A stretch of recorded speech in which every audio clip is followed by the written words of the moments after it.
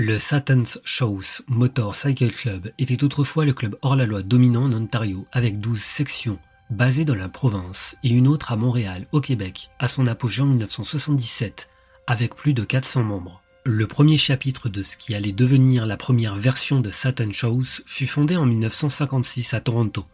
À cette époque, le groupe était de taille modeste, ne comptant qu'environ 45 membres, et son orientation était loin d'être criminelle. Don Norris, alors président du club, résumait l'esprit de l'époque par une formule simple. Faire la fête, encore et toujours. Mais en 1956, Harry Paul Barnes, membre des Black Diamond Riders, déclencha une guerre de bikers contre Satan's Shows. Face à la violence des attaques menées par les Black Diamond Riders, notamment par Barnes, Satan's Shows fut contraint de se dissoudre en 1962. Les affrontements dans la rue tournaient systématiquement à l'avantage de leurs rivaux, qui allaient jusqu'à les humilier en leur volant leur écusson. Barnes tendit un piège à ses adversaires en les conviant à une fête qui s'avérera être une embuscade. C'est à la pointe du fusil qu'il força la dissolution du club, affirmant devant les médias « Nous avons récupéré tous leurs insignes et leur avons interdit d'exister. J'ai anéanti les Shows 2 fois. » Mais le nom de Satan's ne disparut pas pour autant. Bernie Gwindon, président des Phantom Riders, décida de le faire renaître dans l'unique but de provoquer les Black Diamond Riders. Depuis la fameuse bataille de Pebblestone en 1962 où les Black Diamond Riders avaient vaincu les Golden Hawk Riders dont Gwindon faisait partie, celui-ci nourrissait un profond désir de vengeance. Bien que le club originel ait été dissous, il allait devenir la source d'inspiration d'un nouveau Satan's Shows fondé en 1965. Gwindon prit la tête de cette nouvelle monture de Satan's Shows avant d'en devenir le président national alors que le groupe prenait de l'ampleur. Avant d'aller plus loin, Gwindon demanda respectueusement à Don Norris l'autorisation d'utiliser le nom et les insignes du club originel. Ce dernier se souvient. « J'étais surexcité. Je leur ai prêté mon ancien écusson comme modèle et leur ai indiqué où le faire fabriquer. Pour avoir contribué à cette renaissance, ils m'ont offert un nouvel ensemble de couleurs. » Contrairement à d'autres clubs comme les Hells Angels, Satan's Shows se structurera autour d'un ensemble de règlements internes plutôt que d'une seule constitution ou charte formelle. La nouvelle version de Satan's Shows débuta dans le même esprit que la première. Un groupe de jeunes hommes désireux d'échapper aux normes strictes de la société et à ses attentes étouffantes. À leur début, les membres du club n'étaient pas de véritables criminels. S'ils commettaient des délits, ils restaient mineurs. Le club connut une certaine notoriété à Toronto grâce au documentaire Satan's Shows, réalisé en 1965. Charismatique et séduisant, Bernie Gwindon en était la vedette incontestée sous l'œil du réalisateur Donald Shebib. Jusqu'aux années 60, Toronto jouissait d'une réputation de ville sage, surnommée Toronto the Good. La population y était largement composée de protestants d'origine britannique, travailleurs, pieux et conservateurs. C'était une ville prospère, bien gérée, mais aussi considérée comme austère et sans grande originalité.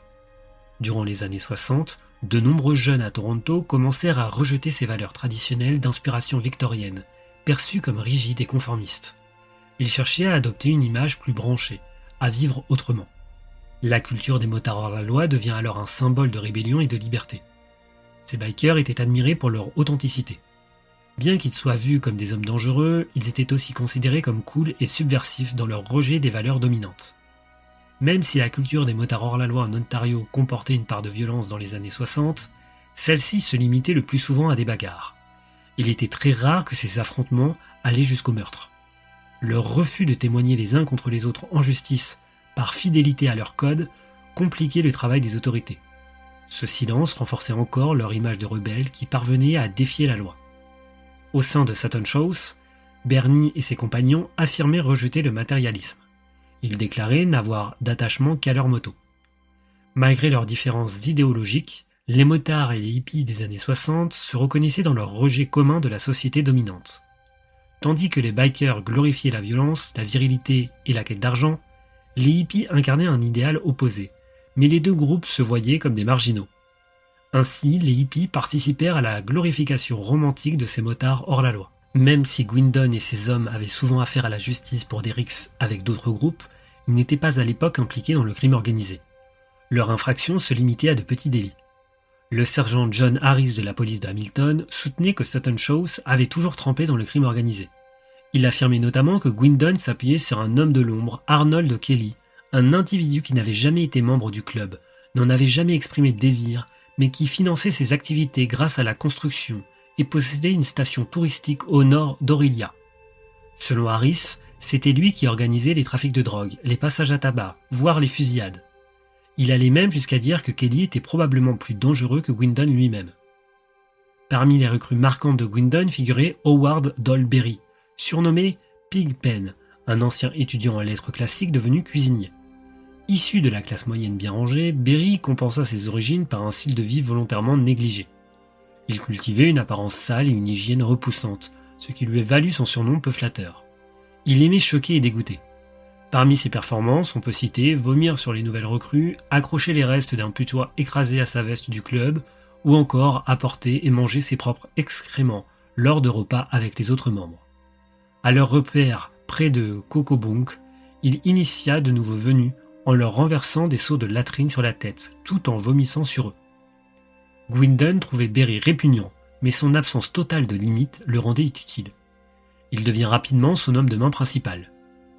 Berry alla jusqu'à affronter Howard Baldy Shards, le chef des hommes de main du mafieux Johnny Papalia, ce qui contribua à sa légende. Le 25 septembre 1967, Gwynton organisa la toute première convention nationale du club dans une ferme à la périphérie de Toronto. Le club des vagabonds y était également présent. Tandis que la fête battait son plein dans une grange, 23 policiers lancèrent une descente vers minuit. Ils furent accueillis par une pluie de bouteilles de bière vides et durent battre en retraite. Les véhicules de police laissés sans surveillance devant la grange furent pris pour des cibles.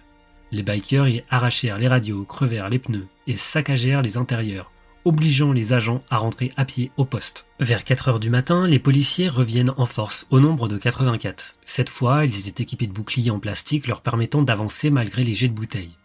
Une bagarre féroce éclata. Les forces de l'ordre arrêtèrent 55 motards ainsi que 9 femmes présentes à la fête. En représailles pour les voitures détruites, ils endommagèrent volontairement les motos du club. Le lendemain, les journalistes décrivirent les lieux comme un champ de bataille.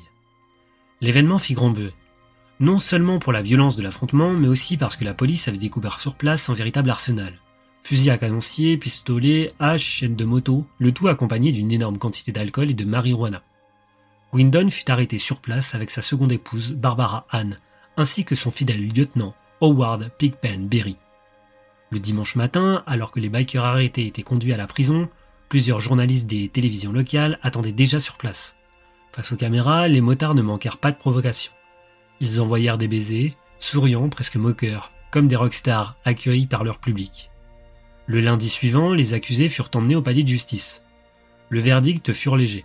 Une amende collective d'1 million de dollars, principalement composée de contraventions individuelles de 10 dollars, pour avoir été présent dans un lieu où l'on servait de l'alcool illégalement, assorti de 3,5 dollars de frais de justice. En 1969, le club atteignit son apogée. 400 membres répartis dans tout le pays. Le club semblait alors à un pas de devenir une organisation véritablement nationale. Mais certaines sections posaient problème. Gwynton fut contraint de dissoudre le chapitre de Vancouver jugé incontrôlable, même selon ses propres standards. Les excès de drogue y étaient devenus trop importants. À cette époque, Satans attirait davantage l'attention des médias que tout autre gang de bikers au Canada. Leur influence dépassait les frontières provinciales, et leur nom circulait de plus en plus dans la presse. En 1968, Sonny Barger, président national des Hells Angels, envoya même un émissaire à Toronto pour proposer à Gwynton une fusion avec le redoutable club américain. La réponse fut sans équivoque, refusée. Mais l'année suivante, le 15 mai 69, il fut condamné pour agression. Son incarcération fut marquée par une série d'allers-retours en prison et liberté conditionnelle, violations répétées, qui a le maintenir derrière les barreaux par intermittence jusqu'en 1974. Durant cette période d'instabilité, la présidence nationale fut assurée par Garnet Moser McEwen, un vétéran du club.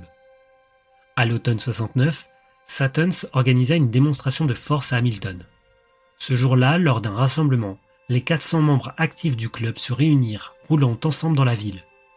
Leur objectif était clair, intimider les Wild Ones, un club rival. Leur arrivée massive eut l'effet escompté. Face à cette démonstration de puissance brute, les Wild Ones abandonnèrent le terrain sans livrer combat. À la fin des années 60 et au début des années 70, Satans cessa peu à peu d'être un simple gang de motards pour se transformer en une véritable organisation criminelle. La tentation des profits massifs issus des activités illégales furent trop fortes. Bien sûr, ils continuaient de s'adonner à des activités classiques pour un club hors la loi. Vol, braquage, agression, réseau de prostitution. Mais leur cœur battait désormais au rythme d'un trafic bien plus lucratif, celui des drogues. Au nord de l'Ontario, loin de toute surveillance, ils établirent un réseau de laboratoires clandestins, dissimulés dans des cabanes perdues dans les bois. Ces laboratoires se spécialisèrent dans la fabrication de PCP et de méthamphétamine, connus localement sous le nom de Canadian Blue. L'isolement géographique offrait un avantage décisif. Produire à grande échelle sans attirer l'attention. C'est cette réussite qu'il galvanisa le chapitre de Toronto, qui, grisé par sa puissance, déclencha une guerre contre deux clubs rivaux, les Black Diamond Riders MC et les Vagabonds MC. Mais la frénésie belliqueuse fut rapidement stoppée. Les autres chapitres de Satans se réunirent, mirent un terme au conflit et sanctionnèrent les meneurs torontois, soucieux de préserver une paix stratégique. Au plus fort de sa croissance, vers 1970, le club comptait plus de 400 membres. Même après plusieurs vagues de répression, il conservait encore en 1977 plus de 350 membres, répartis dans 13 chapitres en Ontario et au Québec. À cette époque, Satans était considéré comme le deuxième plus grand club de motards du monde, juste derrière les Hells Angels. Bien que les clubs canadiens aient souvent copié leurs homologues américains, Gwindon s'opposait farouchement à toute implantation étrangère au Canada. Il estimait que les clubs américains apportaient avec eux trop de chaos, trop de sang. Il acceptait la violence comme outil, mais la guerre entre motards, non. Pour lui, une rixe dans la rue pouvait être tolérée par le public canadien, un meurtre jamais. Et un excès de violence mènerait inévitablement à la répression. Il prenait donc un certain équilibre entre les clubs, un respect des territoires, une paix d'apparence. Certains y voyaient une stratégie intéressée. En tant que dirigeant du plus grand club du pays, cette paix imposée consolidait sa domination. Moins de violence, c'était moins de police, donc plus de profit. En 1973, les Hells Angels reviennent à la charge et proposèrent une nouvelle fois à Satan Shows de passer sous leur bannière. Mais Gwindon, nationaliste convaincu, refusa encore. Il ne voulait pas que son club devienne une annexe d'un empire américain. À mesure que Satans glissait de la camaraderie des Roots vers les arcanes de la criminalité organisée, les visages changèrent. Nombre de membres d'origine, fatigués ou désillusionnés, quittèrent le navire. Le club n'était plus celui des beuveries bruyantes, des virées à toute allure, des nuits de fête. Désormais, c'était l'appât du gain qui dictait la loi, et avec lui, une brutalité plus sombre. On estimait que près de 90% des actes de violence dans les années 70 étaient liés à la conquête du marché de la drogue. Gwindon lui-même en dira un constat amer. Les drogues ont été la ruine de bien des bons membres et de bien de bons clubs. À Kitchener, le procureur Ken Ray dressa en 1977 un tableau sans appel. À une époque, on avait tous les Shows de Kitchener en prison. Quand ils sont sortis en 1971, ils ont compris que courir dans les ruelles avec des fusils à pompe ne rapportait rien. Alors ils se sont réorganisés et ont choisi des affaires plus lucratives comme la drogue. L'image des bikers hédonistes, bons vivants et un peu voyous commença à se ternir. Les journaux ne racontaient plus seulement des fêtes tapageuses, mais évoquaient désormais des histoires sombres. Celle de cet homme, battu à mort dans une ruelle de Kitchener. Celle de cette femme, de Markham, agressée par un membre du club après avoir tenté de rompre. Ou encore celle de ce riche homme d'affaires de Vancouver, retrouvé mort, victime présumée d'un contrat exécuté par les Shows. Cecil Kirby, ancien membre devenu informateur, raconta plus tard dans ses mémoires Mafia Enforcer comment certains bikers avaient noué des liens intimes avec des employés de la police provinciale de l'Ontario. Ces femmes, en charge des bases des données les plus sensibles, devenaient des alliées précieuses. Une en particulier, dont l'accès aux fichiers confidentiels faisait d'elle une pièce maîtresse, voyait son numéro de téléphone figurer dans les portefeuilles de nombreux membres. Si un gars craignait d'être recherché, il suffisait d'un coup de fil. Elle consultait le fichier, disait s'il y avait un mandat contre lui. On repérait un rival, on l'appelait pour voir s'il y avait un casier ou un mandat actif.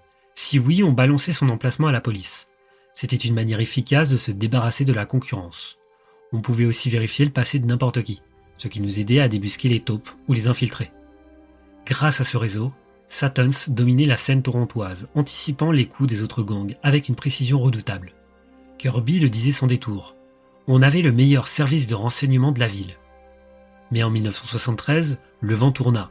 Le gouvernement de l'Ontario décida de s'attaquer de front au club de motards hors-la-loi. Une unité spéciale fut mise sur pied au sein de la police provinciale, l'unité anti-biker. Contrairement à la mafia, ces bikers étaient perçus comme une menace brutale sans code ni limite. Il fut convenu dans les couloirs feutrés du pouvoir que les subtilités juridiques n'était plus nécessaire. Il fallait des résultats, des arrestations, des procès, quitte à bousculer les règles. Le caporal Terry Hall devient l'incarnation de cette chasse sans concession. Pour les bikers, il était une légende noire. Hall ne respectait pas les lois. Il les contournait, les écrasait, les brûlait. Avec ses cheveux longs, sa barbe en bataille et son allure de clochard céleste, il ressemblait davantage à un motard dégénéré qu'à un agent de l'État. Mais derrière cette façade se cachait une détermination glaciale. Pour lui, c'était œil pour œil, peur contre peur. Il appelait ça l'intimidation inversée. Les résultats ne tardèrent pas. De 400 membres en 1969, Satan Shouse retomba à environ 110 en 1977. Mais cette purge eut un effet pervers. Les passionnés de moto, les originaux, les fêtards quittèrent le club. Ceux qui restaient, c'étaient les durs, les vrais criminels, ceux pour qui la prison n'était qu'un risque du métier. Et malgré tous les efforts de Hall, malgré ses manœuvres illégales, ses coups de filet médiatisés, les chiffres finirent par lui donner tort. En 1973, on comptait environ 500 bikers hors-la-loi en Ontario. 5 ans plus tard, ils étaient 800. Le crime organisé, plus rentable que jamais, attirait une nouvelle génération de recrues par un tatou. En parallèle, Hall orchestra une vaste opération de manipulation médiatique. Il fit fuiter des documents, des dossiers, des photos. Très vite, Satan Shouse devient l'ennemi public numéro 1, le croque-mitaine moderne. Les gros titres s'emballaient, l'opinion paniquait. Et dans l'ombre, les membres restants du club se préparaient à affronter la tempête.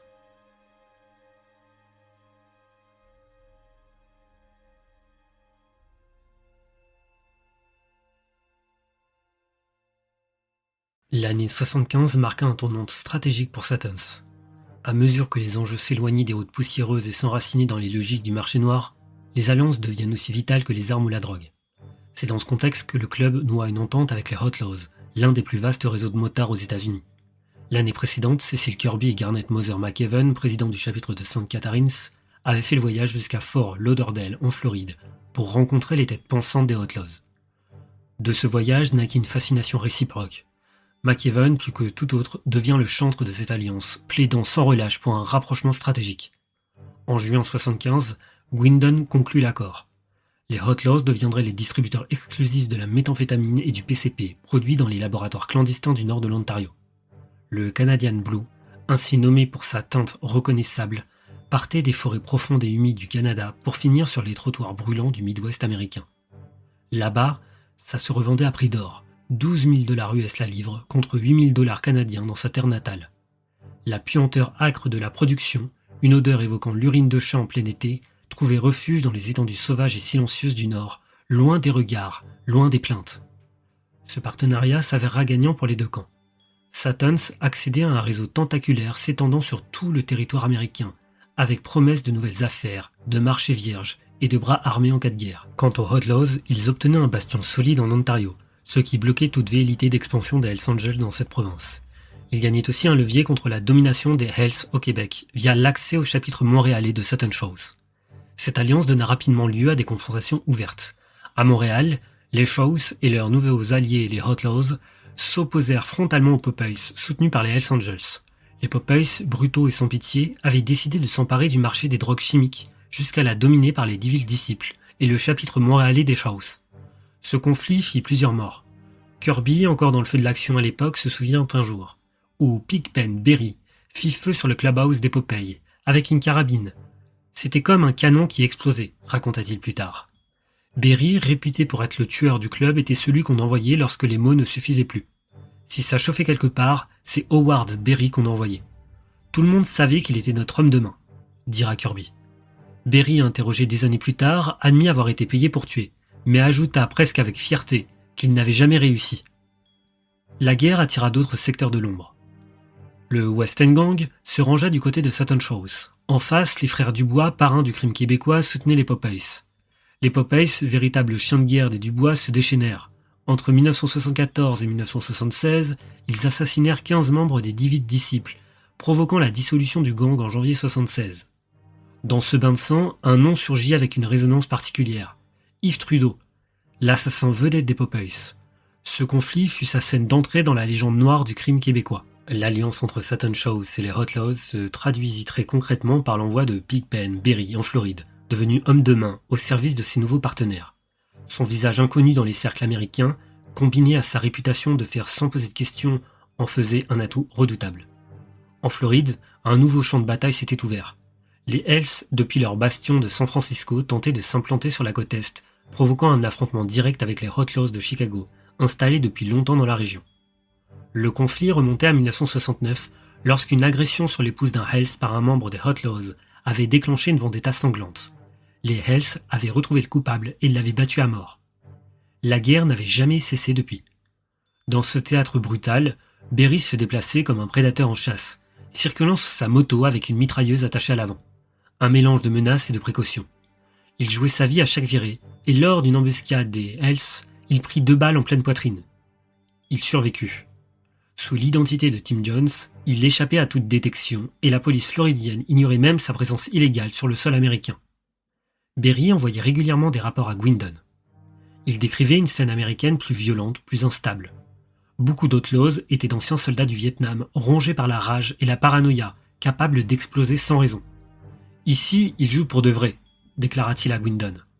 Les anciens combattants des 2 camps, Hells et Outlaws, recyclaient leurs compétences militaires dans cette guerre urbaine de motards. Pourtant, au-delà du chaos, Berry reconnaissait une chose. Ils sont bien organisés, ils brassent de l'argent, beaucoup d'argent. Pendant ce temps, au nord de l'Ontario, Gwindon s'était réfugié dans un chalet de chasse isolé au bord du lac Oba, propriété d'Alain Templin, président du chapitre d'Oshawa. Le lieu, perdu au cœur des forêts, n'était accessible que par avion. Mais le calme de la nature cachait une embuscade. Parmi les convives se trouvaient de faux touristes américains, en réalité des policiers infiltrés de l'OPP. Le 6 août 1975, ils lancèrent un raid sur une cabane posée sur l'île du lac Oba. À l'intérieur, ils trouvèrent Gwindon, Templin et un stock de PCP d'une valeur de 6 millions de dollars canadiens. Le laboratoire clandestin était opérationnel. Les enquêteurs découvrirent rapidement l'ampleur du réseau.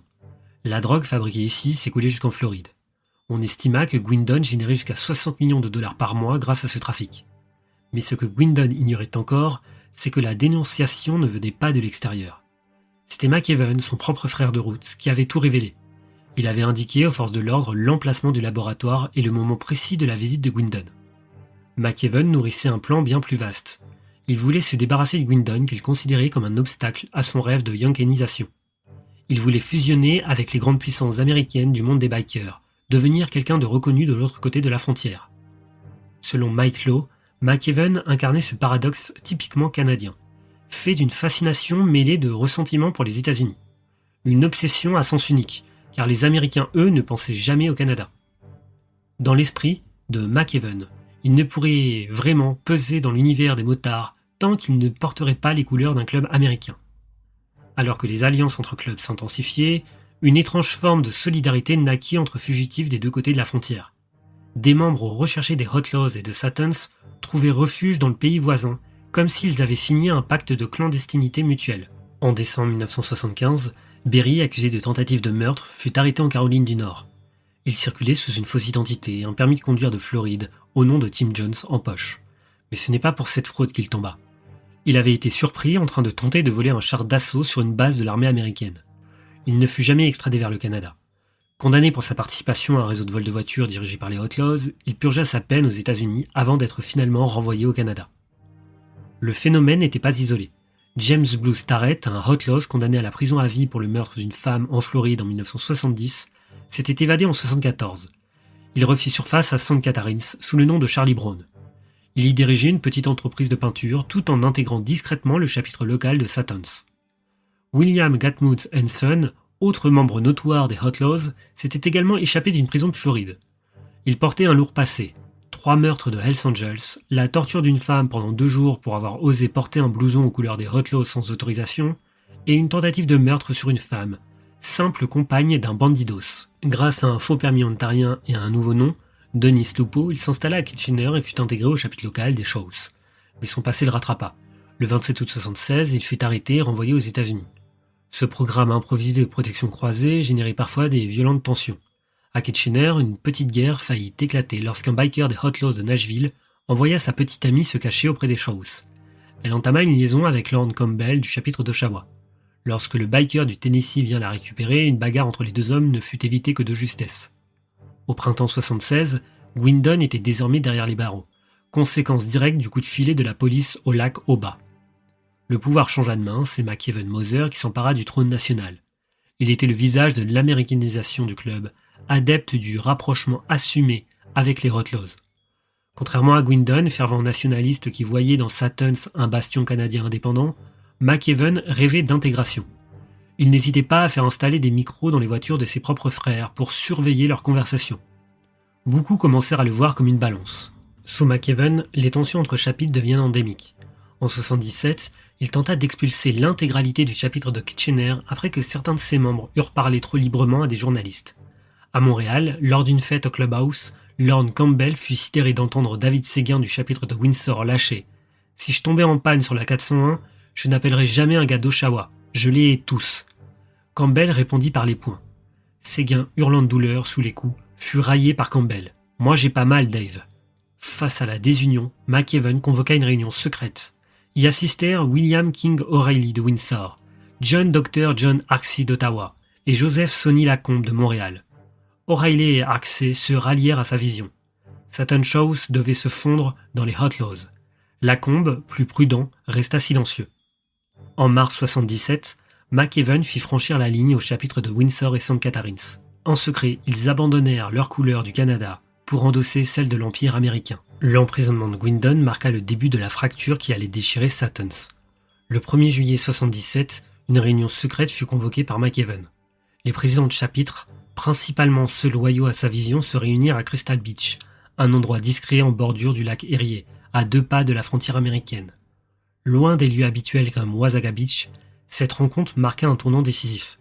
McEwen, toujours en quête d'une expansion stratégique pour le club, présenta son plan de faire patcher les membres de Satans dans les Outlaws, un club de motards américains bien plus puissant. L'argument était simple. L'alliance avec les Outlaws offrirait une protection accrue et ouvrirait des opportunités nouvelles. À ce moment-là, les chapitres de St. Catharines et de Windsor avaient déjà pris la décision de franchir le pas.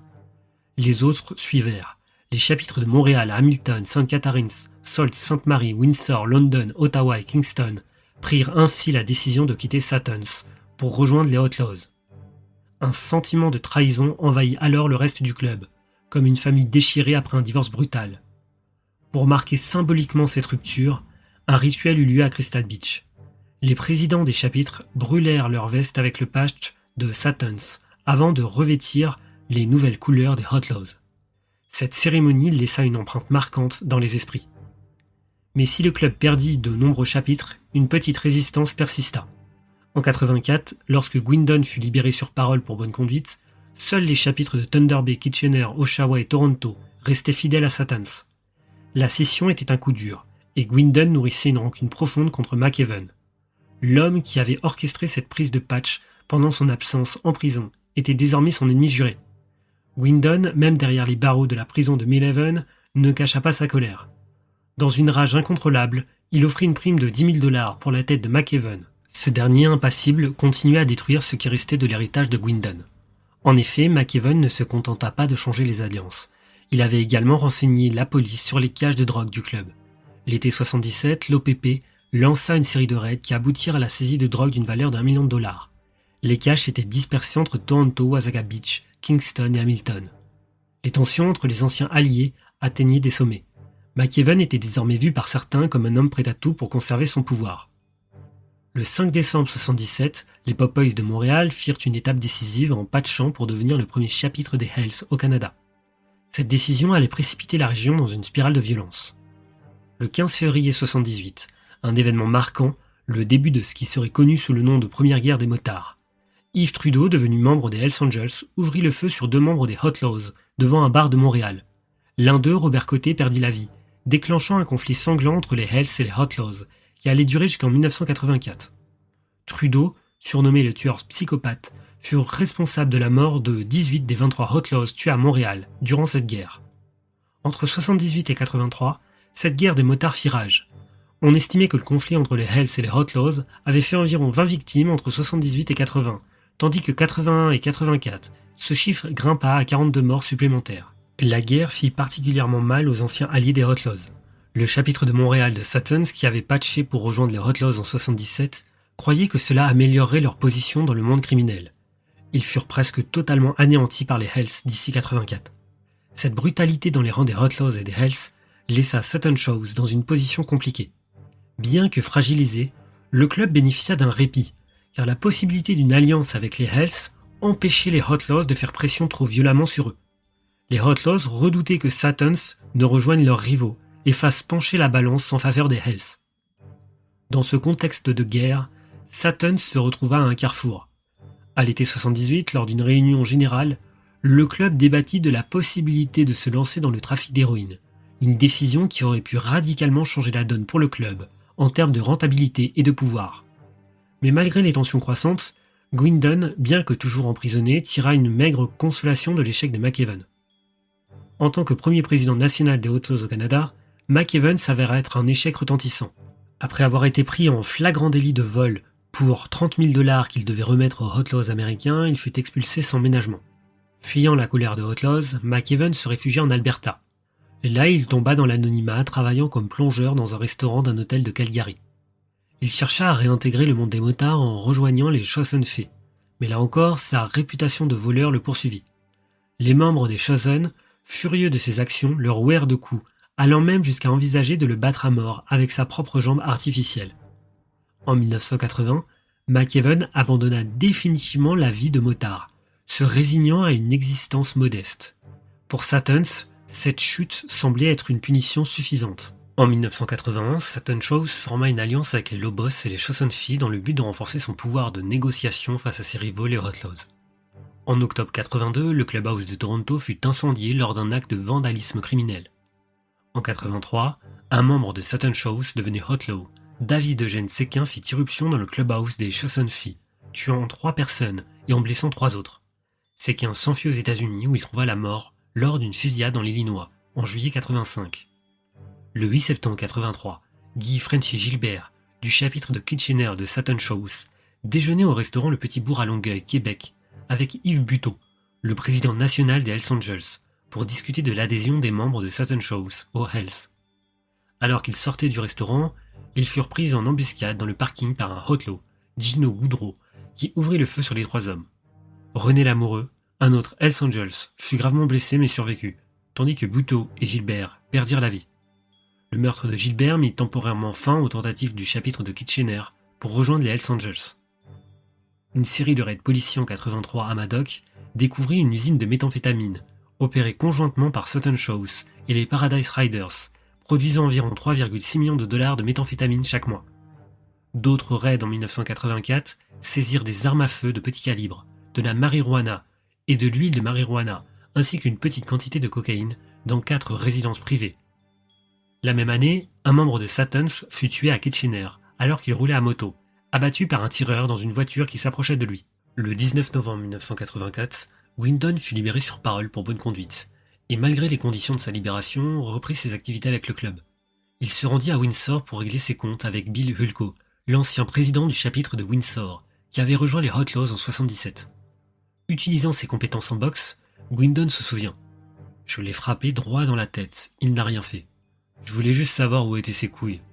Ce jour-là, il n'en avait pas. » Entre 1985 et 1988, Gwyndon ouvrit 4 nouveaux chapitres en Ontario, ajoutant environ 95 nouveaux membres.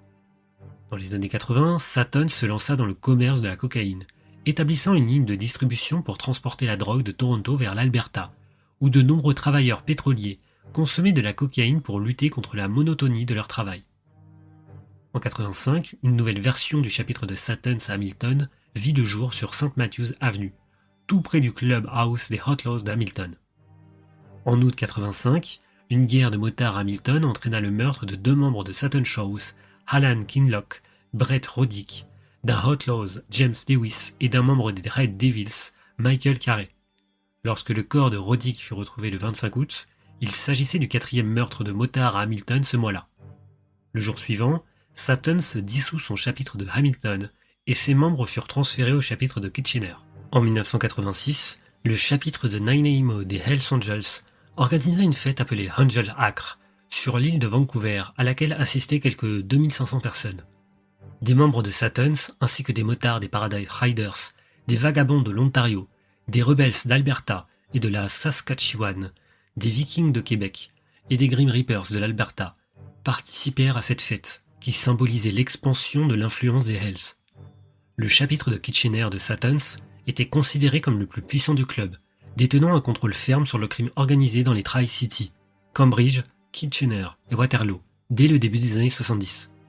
Cette région, plus riche que Toronto, était sous le monopole de Satans en matière de criminalité organisée. En 1985, le chapitre de Kitchener recruta Brian Bocage, l'un des leaders de la révolte des prisonniers, à la prison de Kingston, qui avait eu lieu du 14 au 18 avril 71. Bocage était connu pour sa haine violente des Outlaws, au point de s'être rendu à Londres dans l'intention de retirer le signe du club des Outlaws, de leur clubhouse, ce qui lui valut d'être pris pour cible par les Outlaws. Il portait un gilet pare-balles et survécut à l'attaque. Le 16 janvier 87, lors d'une visite à Londres, Bocage fut de nouveau pris pour cible, cette fois par un Outlaws, à l'aide d'un pistolet 45, recevant une balle en plein cœur, mais survécut encore une fois à la tentative d'assassinat. Connu pour son tempérament agressif et son attitude provocatrice, Bocage fut transféré au chapitre de Oshawa, après avoir eu des disputes avec presque tous les membres du chapitre de Kitchener. En décembre 86, le chapitre de Kitchener publia une annonce pleine page dans le Kitchener Record, souhaitant à la région de Waterloo un très joyeux Noël, avec un message qui disait « Le club de moto Saturn Shows tient à profiter de l'occasion pour souhaiter à tout le monde dans la région de Waterloo un très joyeux Noël et vous faire savoir que nous sommes toujours là et serons toujours là. Choice forever, forever choice. » Après des plaintes de lecteurs, le Kitchener cessa de publier cette annonce annuelle en décembre 87. À l'été 89, un groupe de motards de Satans, dirigé par Gwindon et Campbell, se rendit dans les provinces des prairies. Ils rencontrèrent les leaders des gangs Los Bravos de Winnipeg, ainsi que les Grim Reapers à Calgary et Lethbridge, pour former des alliances. Un rapport du comité des crimes organisés de la police, datant de 89, révéla que Satans, les Vagabonds et les Lobos travaillaient étroitement pour fabriquer et distribuer de la méthamphétamine. Bien que les médias qualifient souvent Satans d'ennemi public numéro 1, Campbell n'était pas d'accord. Il soutenait que l'intelligence limitée de la plupart des membres les conduisait à se livrer à des idioties qui facilitaient grandement leur arrestation par la police. Campbell donna pour exemple un membre qui, en août 89, cacha un fusil d'assaut M1 dans les branches d'un arbre dans le jardin du clubhouse d'Oshawa. En octobre 89, alors que les feuilles tombaient, un policier arrêta ce membre pour possession d'armes interdites. Le membre, tout à fait perplexe que l'arme ait été retrouvée, s'étonna devant l'arrestation. Campbell lui répondit simplement « Il a juste regardé en haut », ce qui laissa l'homme abasourdi. À la fin de l'année 89, Gwindon et Campbell commencèrent à être mécontents de la qualité des nouvelles recrues, estimant que les membres récemment arrivés étaient d'une intelligence lamentable et trop mous. Le conflit avec les Outlaws poussa Gwindon et son adjoint Campbell à se tourner avec approbation avec les Hells Angels qui avaient chassé les Outlaws du Québec avec une brutalité sans égale. De plus, le style des Hells plaisait particulièrement à Gwindon et Campbell qui admiraient le type d'homme qu'ils attiraient. En hiver 90, un groupe de hauts membres de Satans mené par Gwindon et Campbell visita le clubhouse des Hells à Sorel pour chercher une alliance contre les Outlaws. Campbell se souvient de la visite en ces termes. Ils nous ont écoutés. Bien qu'ils aient la réputation d'être dangereux, il n'y a eu aucune confrontation. Aucun muscle, et ils étaient parfaits gentlemen. Bien qu'aucune promesse n'ait été faite concernant une éventuelle adhésion, il fut clair que les Hells Angels étaient intéressés par une alliance. Les gangs rivaux commencèrent également à cibler le club. La nuit du 3 mars 61, Brian Bocage passa sa soirée à boire, prendre de la drogue dans une maison de chambre de Toronto. Le même soir, il fut tué dans son lit par un membre du gang des Lunars, Frank Passarelli, et son corps ne fut retrouvé que le lendemain. À l'époque, la police n'éprouva aucune surprise face au meurtre de Bocage, estimant qu'il était un homme violent et détestable, et que la seule surprise réside dans le fait que cela ait pris autant de temps. Au cours de l'été, la guerre avec les Black Diamond Riders reprit, ces derniers cherchant à établir un chapitre à Sudbury. Lorsqu'il apprit que Barnes et les Black Diamond Riders avaient tabassé un motard de Satans à Sudbury et lui avaient volé ses couleurs, Gwindon mena personnellement une expédition de motards de Satans vers le nord pour venger cet affront. Le 5 septembre 92, à Sudbury, les motards de Satans furent impliqués dans une rixe avec les Black Diamond Riders dans le parking d'un motel qui envoya 8 membres des Riders à l'hôpital. La bagarre, connue dans les cercles de motards sous le nom de Sudbury Saturday Night, prit une réputation légendaire. Lors de cette rixe, Gwindon mena 45 motards de Satans armés de battes de baseball, de couteaux, de planches de bois et d'armes à feu contre 8 Black Diamond Riders menés par Barnes, les battant sans merci. En mars 1993, après sa libération de prison, Campbell se souvient que Satton faisait de l'argent à pleine main. Campbell et 3 autres membres du chapitre d'Oshawa assurèrent la sécurité des contrebandiers de cigarettes sur une réserve Mohawk qui s'étendait de l'Ontario à l'État de New York. Au cours des années 90, Satton reçut des propositions de la part des Hells pour une prise de contrôle amicale. Depuis des décennies, les Hells étaient empêchés de s'étendre du Québec vers l'Ontario à cause des Outlaws. La scission de 1977 poussa Satton à se ranger du côté des Hells contre les Outlaws. Cependant, Gwindon, dont le nationalisme canadien était décrit comme presque une manie, rejeta systématiquement toutes les offres faites tout au long des années 90 par le président national des Hells, Walter Stadnick, pour que Satton patche over et rejoigne les Hells. Le journaliste Jerry Langton écrivait que Satton semblait être les partenaires logiques des Hells. Même s'ils avaient été affaiblis par les défections vers les Outlaws, ils possédaient un réseau enviable, une équipe de direction solide et une haine profonde et durable des Outlaws. Cependant, Stadnick semblait plus intéressé par les Looners que par Satton Shows. En juin 1993, les Hells, dirigés par leur président national Stadnick, organisèrent une fête à Wasaga Beach, à laquelle assistèrent tous les gangs de motards de l'Ontario, à l'exception des Outlaws et de Satton Shows. La fête était vue comme une sorte d'audition pour rejoindre les Hells Angels, et l'invité d'honneur était Frank Lanty, le président des Looners. En novembre 1993, dans ce qui semblait être une tentative de saper l'autorité de Gwindon à la tête de Satton, Stadnick rencontra à Thunder Bay plusieurs présidents de chapitre de Satton, dont André Wattell du chapitre de Kitchener. Étant donné que le chapitre de Kitchener était le plus puissant et le plus riche, Wattell avait une influence démesurée sur la gestion de Satton. Bien que la majorité des membres des Sattons favorisaient une alliance avec les Hells, Gwindon prit la décision que les membres individuels de Sattons étaient libres de faire des affaires avec les Hells, mais qu'il n'y aurait ni alliance officielle ni patchover vers les Hells. En 1995, une troisième tentative fut faite pour ouvrir un chapitre de Sattons à Hamilton. Le président de ce nouveau chapitre était le lutteur professionnel Yon Croitoru. La décision d'ouvrir ce chapitre fut perçue comme une insulte par Mario Parente, le président du chapitre des Outlaws de Hamilton. Un policier confia « Oh, il détestait Parente et il savait que ça allait le foutre en rogne d'avoir un autre club, dans ce qu'il considérait comme sa ville. » En 1995, les chapitres de Satton Shows, dans le nord de l'Ontario, achetaient la majorité de leur cocaïne auprès des Hells Angels, notamment du chapitre de Montréal, ainsi que du chapitre de Hamilton, dirigé par Croitoru. Les chapitres de Hamilton et de Sudbury achetaient presque l'intégralité de leur drogue auprès de Richard Rick Valley, du chapitre nomade des Hells Angels. En 1995, Sattons forma une alliance avec les Diablos, un club dirigé par un ancien membre de Sattons, Frank Lanty, ce qui entraîna une guerre entre motards durant l'été 1995, avec les Looners, un club fondé par Lanty avant son expulsion l'année précédente.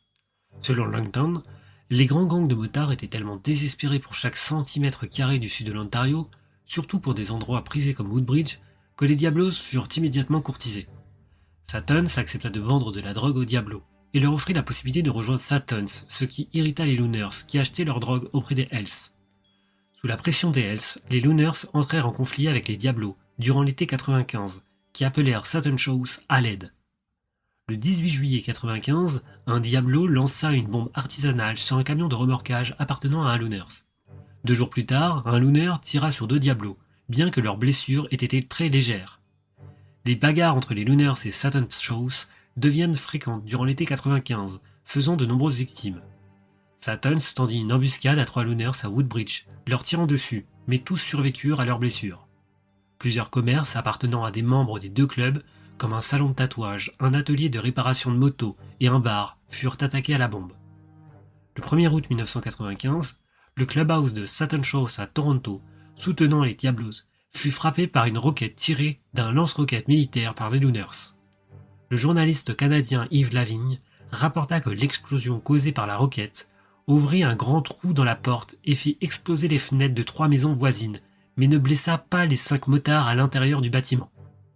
Plus tard dans la nuit, à 3h35, Sattons lança une bombe par la fenêtre du salon de tatouage Pluto Place, appartenant à un Looners, sur le boulevard Lakeshore, provoquant un incendie qui fit $50 000 de dégâts. Le lendemain, 3 cocktails Molotov furent lancés contre le bar Bazooka Jack's à Markham, très fréquenté par les membres de Sattons. Le 16 août 1995, Satons riposta en tirant une roquette contre le clubhouse des Looners à Woodbridge. Malgré les gros titres dans les journaux, Satons ne s'engageait pas dans une lutte à outrance contre les Looners, et Lord Campbell conclut un accord avec les Looners, stipulant que tout le secteur de la région de Wark, au nord de l'autoroute 7, serait une zone de non-guerre. Le 25 août 1995, Lanty fut gravement blessé par une bombe placée dans sa voiture. Avec Lanty à l'hôpital, les Diablos s'effondrèrent, marquant ainsi la fin de la guerre. La mairesse de Toronto, Barbara Hall, ignorant que la guerre était terminée, tenta d'interdire tous les motards hors-la-loi de Toronto. Le 18 septembre 1995, Hall entama des pourparlers avec l'avocat de Satons, Carl Jaffari, lui proposant que la ville de Toronto paye n'importe quel prix pour acheter le clubhouse de Kintyre Avenue. Les dirigeants de Satons fixèrent un prix exorbitant pour le clubhouse, ce qui provoqua une grande controverse à Toronto, lorsqu'Hall indiqua sa volonté de le payer. Le 20 octobre 1995, la ville de Toronto mit fin aux négociations une fois qu'il devient évident que Satons établirait un nouveau clubhouse à Toronto, après l'achat de l'actuel à Kintyre Avenue, une possibilité que Hall n'avait pas envisagée, croyant que l'achat de celui-ci chasserait Satons de Toronto pour toujours. Cette controverse est considérée comme un facteur ayant contribué à la défaite de Hall lors de sa réélection en 1997, les médias la surnommant « Biker Barb ». Malgré la guerre des motards qui avait vu les Hells Angels soutenir les Looners contre Satons, Stadnick ne souhaitait pas garder Satons comme ennemi et chercha à reconstruire ses relations endommagées. En 1995, Satons redevenait le plus grand gang de motards de l'Ontario, avec 118 membres répartis sur 7 chapitres, comparé aux Paradise Riders qui comptaient 61 membres dans 2 chapitres, les Vagabonds avec 70 membres dans un chapitre, les Outlaws avec 68 membres dans 7 chapitres, les Looners avec 62 membres dans 2 chapitres, et les Last Chance avec 20 membres dans un chapitre.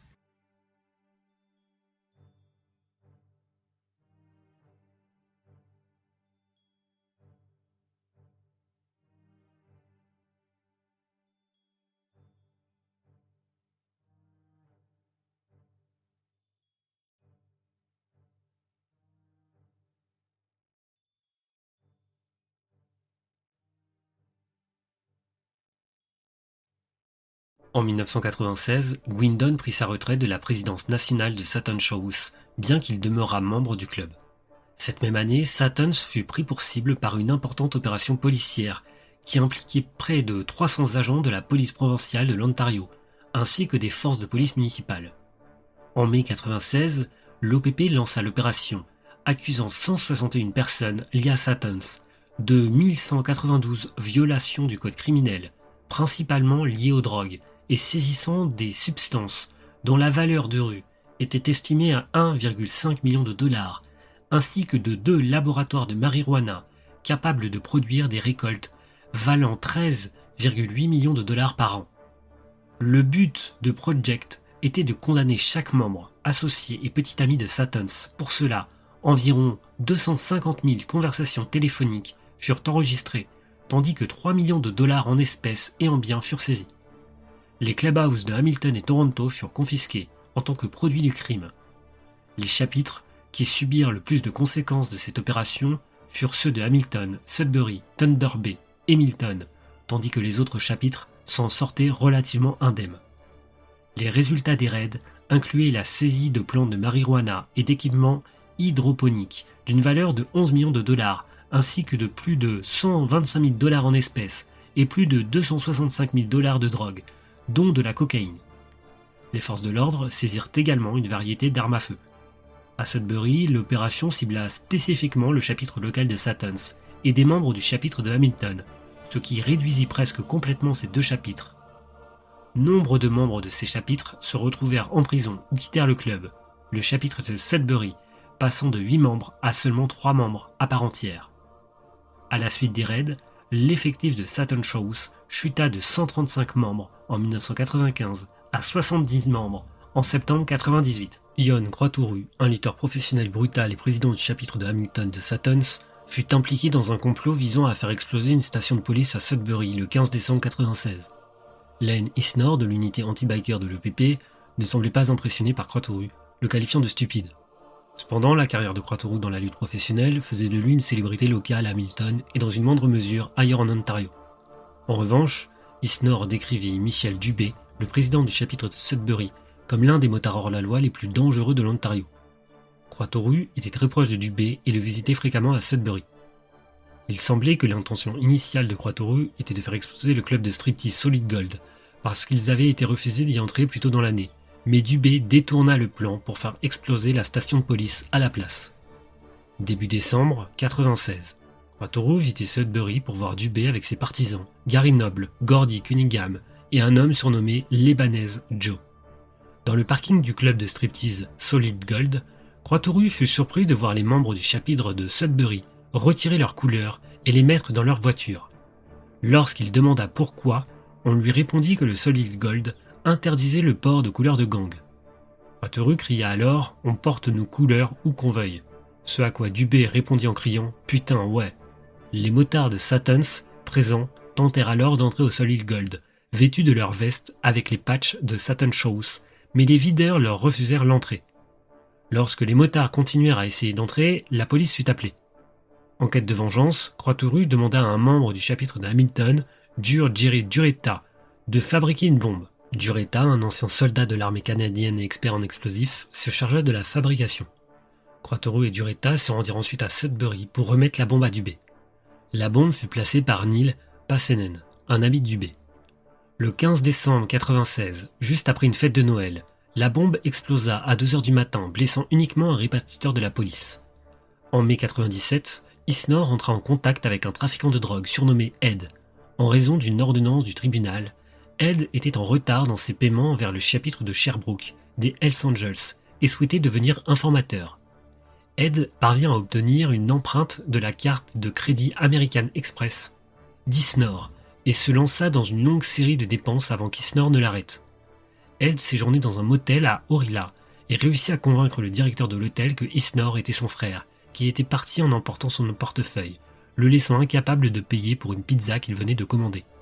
Le directeur donna alors à Ed le numéro de la carte American Express d'Isnor, ce qui lui permit de dépenser des milliers de dollars aux frais d'Isnor.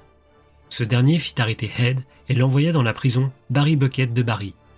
Craignant une peine de prison longue pour avoir dépensé des milliers de dollars sur la carte d'Isnor, Ed lui révéla que son codétenu se vantait d'être impliqué dans l'attentat à la bombe. Ce codétenu s'avéra être Gordy Cunningham, du chapitre de Hamilton de Satans, qui avait été arrêté pour possession de drogue à Barry. Ed se lia d'amitié avec Cunningham et accepta de porter un micro pour Isnor en échange de l'abandon des charges à son encontre. Ed rejoignit le chapitre de Hamilton et vivait chez Cunningham. Grâce à cette situation, Ed obtient des preuves que Cunningham était impliqué dans le trafic de drogue.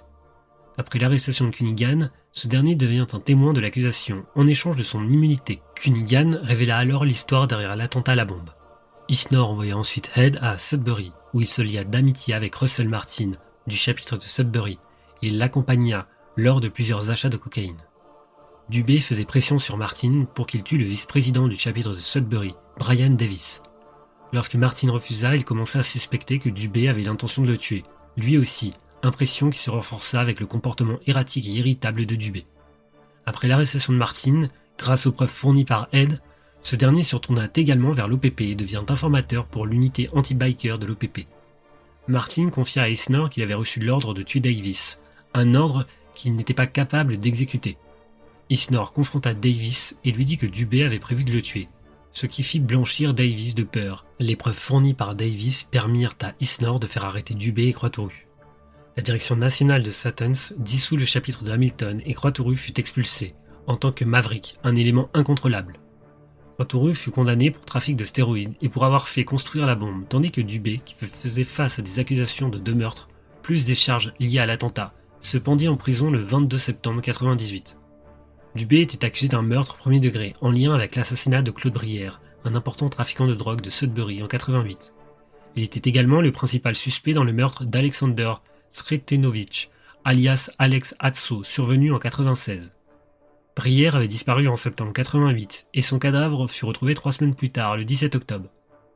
Quant à Alex Hatso, il avait disparu le 14 août 1996 après avoir vanté son rôle dans le meurtre de Brière, aidant Dubé à le tuer. Isnor, pour sa part, se montra très dédaigneux envers Satans dans les années 90, déclarant « Satans n'ont jamais été les plus grands, c'était des petits joueurs. les Looners étaient toujours les favoris de Stadnick. Gwindon, en plus d'être un motard hors-la-loi, avait été boxeur professionnel. Cependant, à la fin des années 90, les séquelles de sa carrière de boxeur commencèrent à se faire sentir, lui causant des dommages cérébraux. Peu après, André Wattel, le président du chapitre de Kitchener de Satans, prit les rênes du club. Contrairement à Gwindon, Wattel était beaucoup plus enclin à envisager une alliance avec les Hells Angels. L'opération Projet avait considérablement affaibli le club et en conséquence, les critères de sélection pour de nouveaux membres furent assouplis. C'est ainsi que le chapitre d'Oshawa accepta Steven Hannibal Gold, un criminel de carrière. Les règles du club exigeaient qu'un nouveau membre soit sponsorisé par un membre ayant une connaissance de longue date de 5 ans au minimum. Mais Gold n'avait été connu de son parrain William Lavoie que depuis 5 mois. Lavoie avait été soudoyé par Gold qui lui avait versé $20 000 pour mentir à ce sujet. Gold, spécialisé dans l'escroquerie des personnes âgées en leur volant leurs économies de toute une vie, avait rejoint Satans dans l'intention de les trahir et de les vendre à la police. Pendant des années, Gold fournira des informations aux autorités, d'abord sur Satan Shows, puis sur les Hells Angels, jusqu'en 2006. Sous la direction de leur nouveau président André Wattel, Satans prit la décision de rejoindre les Hells Angels, abandonnant ainsi son identité et son autonomie de club. Cette décision avait pour objectif de renforcer leurs activités criminelles respectives. Le 29 décembre 2000, Satan Shows, avec la plupart des autres gangs de motards majeurs de l'Ontario, tels que les Looners, les Lobos et les Paradise Riders, patcha officiellement pour devenir des Hells Angels.